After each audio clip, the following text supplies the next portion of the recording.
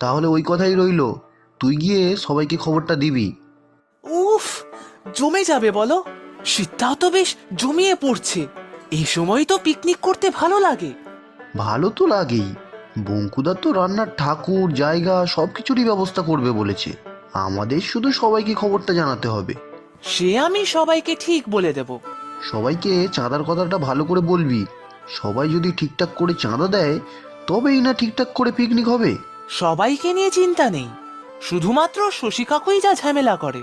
সত্যিই বাবা, এত টাকা তবুও হাত দিয়ে জল গলে না। চাঁদা চাইতে গেলেই রে রে করে তেড়ে আসবে।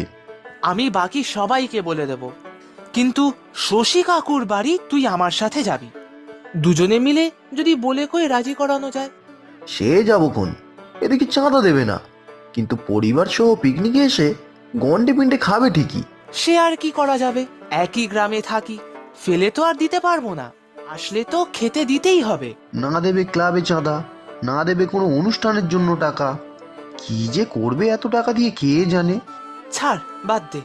চল, আমি উঠি, সবাইকে গিয়ে খবরটা দেই। শশী কাকুর বাড়ি যাওয়ার আগে তোকে বলবো।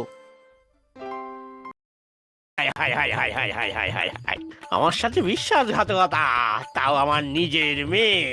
হায় হায় হায় হায় হায় হায় হায় হায়। হুম হুম, শুধু মেয়ে নয়, মেয়ের মাও আছি। যাক, যা হওয়ার হয়েছে। আমি কিন্তু বেশ খুশি। যা চাইছিলাম তাই তো হলো। শহরের কাগজে আমার ছবি না ছাপা হোক, গ্রামের সবাই তো ধন্য ধন্য করছে নাকি। আমার নামও তো হয়েছে। এবার আমার মুদির দোকানের ব্যবসাও বাড়বে। তাহলে আর কি, একটু বেশি খরচা হলো এই যা। এসব নিয়ে তুমি চিন্তা করো না গিন্নি। এখন তো বাজার থেকে কম পয়সার হলেও ল্যাটা চ্যাং মাছ কিনে আনি। এবার কিছুদিন নিরামিষ আলু সিদ্ধ ভাত খেলেই পয়সাটা উসুল হয়ে যাবে, বুঝলে। যে লেটা চ্যাং আনতে তাও বন্ধু। বাবা গো, তুমি আমাকে এমন এক কিপটে লোকের কাছে গছিয়ে ঢ্যাং ঢ্যাং করে স্বর্গে চলে গেলে গো।